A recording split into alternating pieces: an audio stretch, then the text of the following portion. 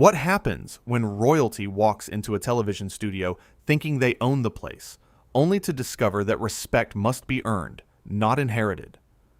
In just 40 seconds, one comment, one breathtaking moment of arrogance would shatter the illusion and send a prince scrambling for the exit.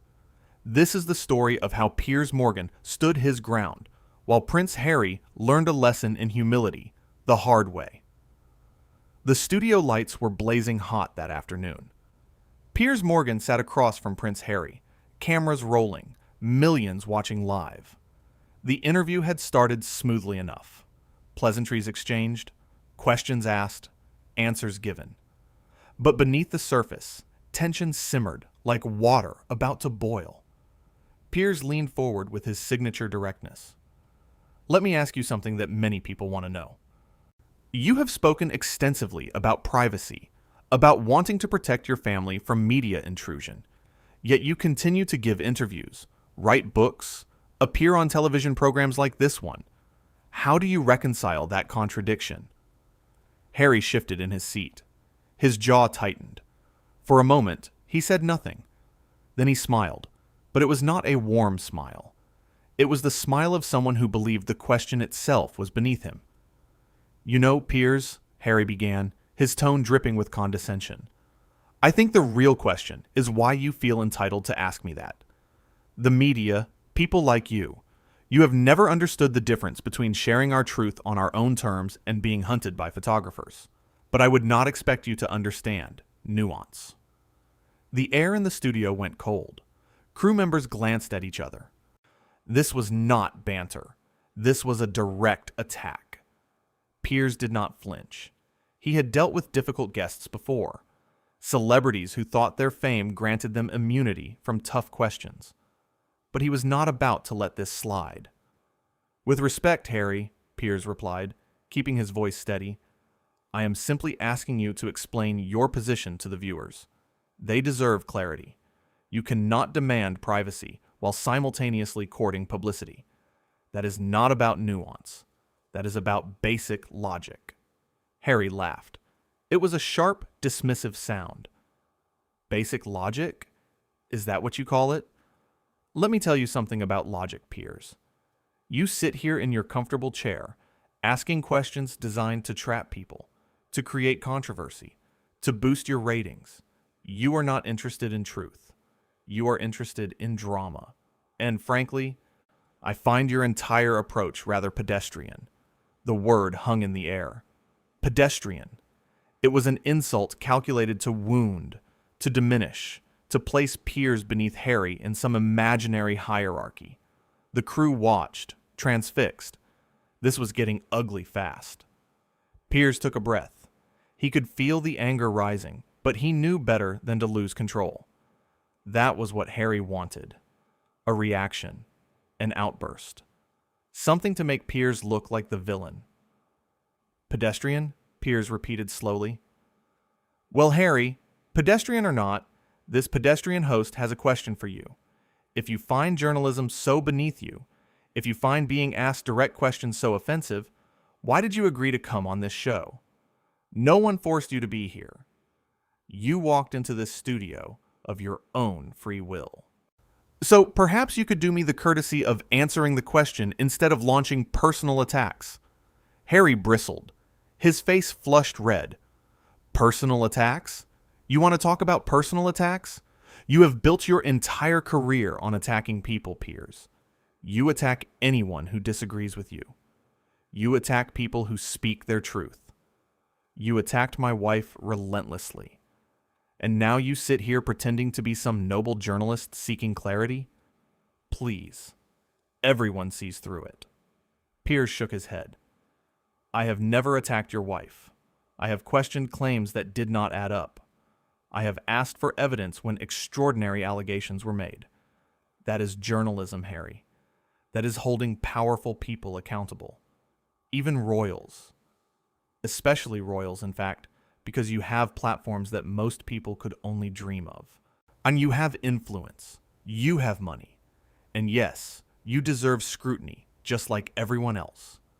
Scrutiny, Harry spat the word. You call what you do scrutiny. No, Piers.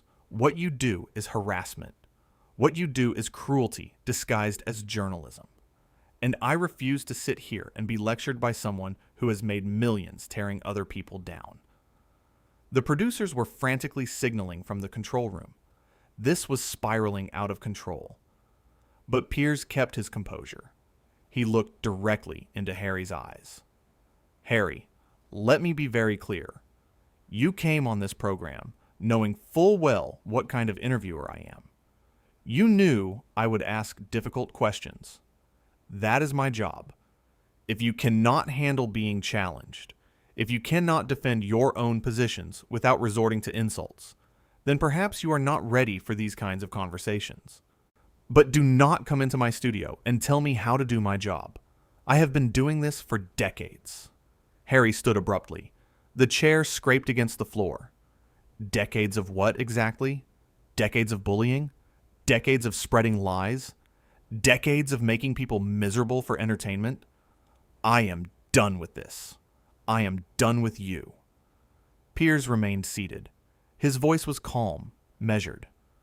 You are free to leave whenever you like, Harry, but walking out does not make you right. It just makes you someone who could not handle being questioned. Harry pointed a finger at Piers. His hand shook slightly. You know what your problem is, Piers. You think you are important. You think your opinion matters. You think you are some sort of moral authority. But you are not. You are just a man with a microphone and an audience. And without that audience, you would be nothing. Nobody. The studio went silent. Every person in that room understood what had just happened. Harry had crossed a line. This was no longer a debate about privacy or journalism. This had become personal, vicious, ugly. And it was all coming from Harry. Piers, for his part, had remained professional throughout. Firm, yes. Direct, absolutely. But never cruel. Never personal. Until Harry made it personal. Piers stood slowly. He looked at Harry with something close to pity. You know what, Harry? You are right about one thing. I do have an audience. And that audience tunes in because they want honest conversations. They want someone who will ask the questions others are afraid to ask. They want accountability. And if you cannot provide that, if all you can do is throw tantrums when challenged, then yes, you should leave. Because this show is for adults who can have difficult conversations without falling apart. Harry's face went from red to purple. Falling apart? You think I am falling apart? Let me tell you something, Piers. I have been through more than you could ever imagine. I have faced more scrutiny, more pressure, more pain than you will ever know. And I do not need to justify myself to you or anyone else. I am a prince. I was born into responsibility. What were you born into? Nothing. There it was. The mask completely off. The entitlement laid bare for everyone to see. Harry actually believed his birthright made him superior. That being born into privilege somehow elevated him above ordinary people. Above people like Piers who had worked for everything they had achieved. Piers smiled, but there was steel in his eyes. And there it is. The real Harry. You know what I was born into? A normal family. I was born into a world where nothing was handed to me. Where I had to earn respect through hard work and talent. Where my title did not open doors automatically. You were born into palaces and privilege, and yet here you are, whining about how hard your life is. Do you have any idea how that sounds to regular people? To people struggling to pay rent, to feed their families, to make ends meet? Do not lecture me about regular people, Harry snapped. You do not speak for them. You speak for yourself, for your ego, for your brand. My brand, Piers replied quietly, is honesty, even when it is uncomfortable, even when it makes powerful people angry, especially then. And if you cannot handle that, Harry, then you should leave. But do not expect sympathy for walking out of an interview you agreed to do simply because you did not like the questions. Harry grabbed his jacket from the back of the chair. You want to know why I am leaving, Piers? It is not because of your questions. It is because you are not worth my time. You are not worth anyone's time. You are a bitter, angry man who tears others down because you cannot build yourself up. And I refuse to give you another second of my life. Piers watched as Harry turned toward the door. Before you go, let me say one more thing. You came here thinking you would control this conversation, that your title, your status, your story would shield you from real questions. But that is not how this works. Not on my show, not anywhere in the real world. And the fact that you cannot see that, the fact that you genuinely believe you are above being questioned, tells everyone watching everything they need to know about who you really are. Harry stopped, his hand on the door. For a moment, it seemed like he might turn around, might say something else. But what could he say? Piers had just laid out the truth in front of millions of viewers. Harry had come across as petulant, entitled, unable to defend his own positions without attacking the person asking the questions. He had proven Piers's point more effectively than Piers ever could have alone. You know what the saddest part is, Harry? Piers continued, his voice softer now, almost sympathetic. You had a chance here to make your case, to explain yourself, to win people over. Instead, you threw a tantrum because someone dared to ask you to back up your words. That is not strength. That is weakness, and everyone watching knows it. Harry yanked the door open. Enjoy your ratings, Piers. I hope they keep you warm at night, since clearly nothing else does. It was meant to be a cutting final word, a devastating exit line. But it fell flat, because by that point, Harry had already lost. He had lost the argument. He had lost the moral high ground. He had lost the respect of anyone watching who valued honest discourse over royal privilege. The door slammed shut. Silence filled the studio. The cameras kept rolling. Piers stood there for a moment, letting the weight of what had just happened settle over the room. Then he turned to the camera, to the millions of viewers still watching. Well, he said calmly, I think that rather speaks for itself, does it not? Ladies and gentlemen, that was Prince Harry. Or rather, that was what happens when someone who has never been truly challenged suddenly faces questions they cannot answer. I want to be clear about something. I have nothing personal against Harry. I genuinely do not. But I do have a problem with anyone, royal or otherwise, who demands to be taken seriously, but refuses to be held accountable. He sat back down in his chair, composed, professional. You saw what happened here. I asked reasonable questions, questions that millions of people have been asking. And rather than answer them, rather than engage in a real conversation, Harry chose to attack me personally, to question my integrity, to insult my profession, and ultimately, to storm out like a child who did not get his way. That is not my fault. That is his choice, his decision, his responsibility. Piers paused, gathering his thoughts. I have interviewed presidents, prime ministers, celebrities, criminals, heroes, and villains. Some of them liked my questions. Many did not, but they answered them. They defended their positions. They engaged in the process, because that is what adults do.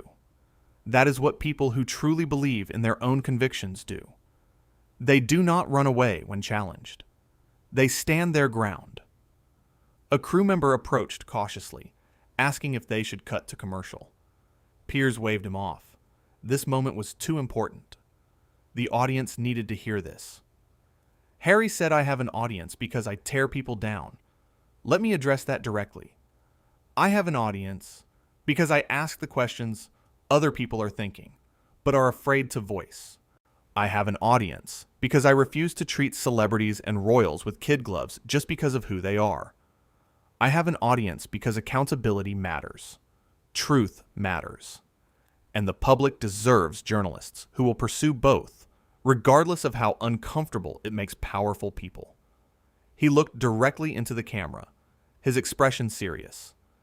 If asking a prince to explain his contradictions is considered an attack, then we have lost our way as a society. If holding someone accountable for their public statements is harassment, then we might as well stop pretending we value free speech and honest debate, because those things only work when everyone, regardless of title or status, is willing to participate, to answer questions, to defend their beliefs. Piers took a sip of water, his hands steady. You know what I think really bothered Harry? It was not my questions. It was the fact that I treated him like everyone else. Not like royalty, not like someone special, just like a guest who came on my show and needed to back up his claims. That equality, that refusal to bow and scrape, that is what he could not tolerate.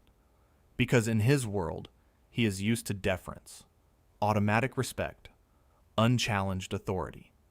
A sad smile crossed his face. But that is not my world. In my world, respect is earned through integrity, through consistency, through being willing to stand behind your words even when it is difficult. And today, Harry showed that he is not ready for that. Maybe he will be someday. I genuinely hope so, but not today. The studio remained hushed. The gravity of the moment was palpable. This was not just another celebrity meltdown. This was a prince, someone raised in the spotlight, someone who had spent his entire life in the public eye, completely unable to handle basic journalistic scrutiny. "I want to thank Harry for coming on the show," Piers said, and there was no sarcasm in his voice. Truly, because what happened here today was instructive. It showed us all the difference between someone who talks about values and someone who lives them, between someone who demands accountability from others and someone who accepts it for themselves, between entitlement and humility. He straightened his papers, a gesture of finality. This is what happens when you live in a bubble, when you surround yourself with people who only tell you what you want to hear, when you mistake agreement for truth and criticism for cruelty. Eventually, you encounter someone who will not play along, someone who will ask the hard questions. And when that happens, you have two choices. You can engage honestly, or you can run away. Harry chose to run. That tells us everything we need to know. Piers glanced at his watch, then back at the camera. We have a few minutes left in the show. I could fill this time with other segments, other guests waiting backstage. But I think what just happened deserves reflection. So I am going to do something unusual. I am going to sit here quietly for a moment and let you, the viewers, think about what you just witnessed, about what it means, about the kind of society we want to live in. And he did. He sat there silent while the cameras kept rolling. 60 seconds of dead air on live television. It was unprecedented, but it was powerful. Because in that silence, millions of viewers were processing what they had seen. A prince melting down. A host remaining calm. Questions asked. Questions unanswered. Insults hurled. Dignity maintained. When Piers finally spoke again, his voice was gentle. Do you want to know what the real tragedy is here? It is not that Harry walked out. It is that he learned nothing from the experience.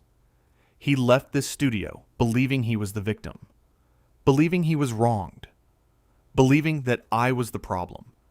And as long as he holds on to that belief, as long as he refuses to look in the mirror and ask himself the hard questions, he will never grow. He will never become the person he claims he wants to be. Piers looked tired now, not defeated, but weary. I have been called many things in my career. Some of them deserved, some not. But I have never walked away from a difficult conversation. I have never refused to defend my positions. I have never hidden behind my title or status or claimed that being questioned was somehow an attack on my character. Because that is not how journalism works. That is not how democracy works. That is not how growth works. He stood one final time. Ladies and gentlemen, thank you for watching. Thank you for staying with us through this extraordinary moment. I hope it has given you something to think about. I know it has given me plenty to consider. Until next time, remember this. No one is above being questioned. No one is too important to be challenged. And anyone who tells you otherwise is someone you should probably question even more. But before the credits could roll, before the cameras could stop, something unexpected happened. The door burst open. Harry stood in the doorway, breathing hard, his face still flushed with anger. "You know what?" Harry said, his voice shaking. "I forgot to tell you something." Piers raised an eyebrow. "The door is right there if you would prefer to leave." Again. Harry stepped back into the studio. "You talk about accountability, about asking tough questions. But when have you ever been held accountable, Piers? When have you ever admitted you were wrong?" "Many times," Piers replied simply. "On air, in print, in public. When I am wrong, I say so. But I am not wrong about this. You came here making claims about privacy while selling your story to the highest bidder. That is hypocritical. And no amount of anger on your part changes that fact." "Selling my story?" Harry's voice rose. "I am sharing my truth." "There is a difference." "Is there?" Piers leaned back in his chair. "Because from where I sit, truth does not usually come with a multi-million-dollar price tag. Truth is free, Harry. What you are selling is a narrative, a carefully constructed story designed to paint you as a victim and everyone else as villains. And when someone like me asks you to prove it, to back it up with facts, you fall apart." Harry clenched his fists. "You have no idea what we went through. No idea of the racism, the cruelty, the absolute nightmare of living in that institution." "Then tell me," Piers said, his voice sharp. "Give me specifics. Names, dates, events. Not vague allegations. Not feelings. Facts. Because that is how accountability works, Harry. You cannot make serious accusations and then refuse to provide evidence. That is not how the real world operates."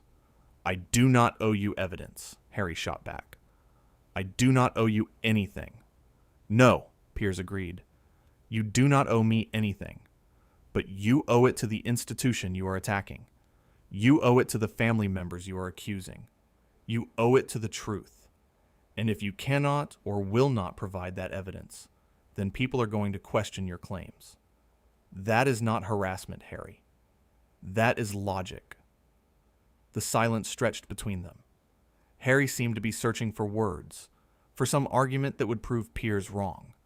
But there was nothing, because Piers was right. Making allegations without proof, demanding to be believed without evidence, that was the behavior of someone who wanted to control the narrative, not someone seeking truth. "You just do not get it," Harry said finally, his voice quieter now, but still laced with bitterness.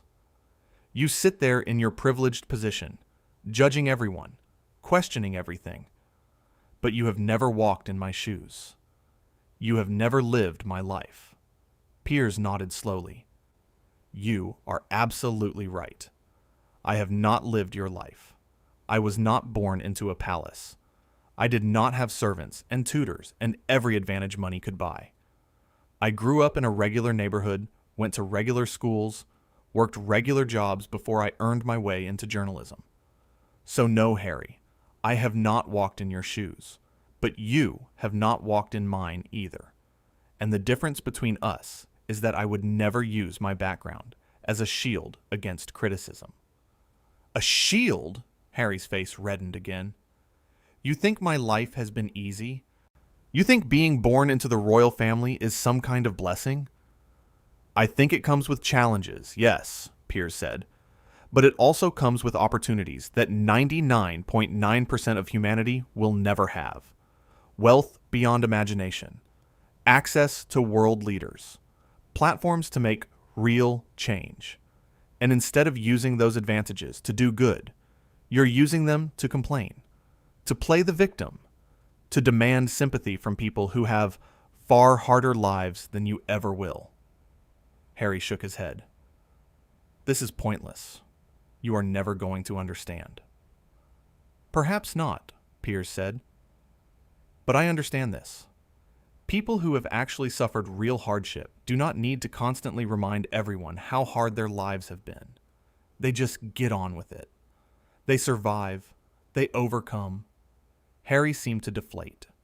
Why do you hate me so much? I do not hate you, Piers said. I feel sorry for you. You had everything and threw it away. That is not hate. That is disappointment. Harry's eyes glistened. For a moment, he looked vulnerable, young, lost. Then the walls went back up. The armor of entitlement snapped back into place. You do not understand anything. Not about me. Not about my family. Not about the real world. The real world, Piers said quietly, is full of people facing real problems. Cancer, poverty, war, actual racism and discrimination that destroys lives, not just hurts feelings. The real world is messy and difficult and unfair, but most people do not have the luxury of running away from their responsibilities. They do not have millions of dollars and celebrity friends and the ability to start over somewhere else. They just have to deal with it. So when you stand there talking about the real world, Harry, understand that you have never actually lived in it. You have lived in a version of it filtered through wealth and privilege and protection, and that is fine. But do not pretend you are some kind of everyman who understands struggle. Harry turned toward the door again. This time, there was no dramatic gesture, no pointed finger, no cutting remark, just defeat. I should never have come here. Maybe not, Piers agreed. But you did. And what happened here today, Harry, is something you need to learn from. You need to understand that the world does not owe you automatic respect just because of your title. You need to accept that people are allowed to disagree with you, to question you, to challenge your narrative, and most importantly, you need to realize that playing the victim only works for so long. Eventually, people see through it. They see the entitlement, the hypocrisy, the refusal to take responsibility. Harry paused at the door. And what about you, Piers? What do you need to learn? Piers considered the question seriously. To be kinder, perhaps. To remember that even people I disagree with are human beings with feelings and vulnerabilities. But Harry, here is the difference between us. I am willing to admit my flaws. I am willing to be challenged. I am willing to have these difficult conversations, even when they make me uncomfortable. Are you? No answer came. Harry simply walked out, the door closing softly behind him this time. No slam, no theatrics, just a quiet exit that somehow felt more final than the earlier outburst. Piers sat alone in the studio, the cameras still rolling, capturing this strange, sad moment. He looked tired, older somehow. There goes a man, he said softly, who had the world at his feet and chose to throw it away. I hope one day he finds peace. I genuinely do. But that peace will not come from blaming others. It will only come when he looks in the mirror and takes responsibility for his own choices. The screen faded to black. The credits rolled. And somewhere, Prince Harry was probably still convinced he had been wronged, still unable to see that the only person who had diminished him that day was himself.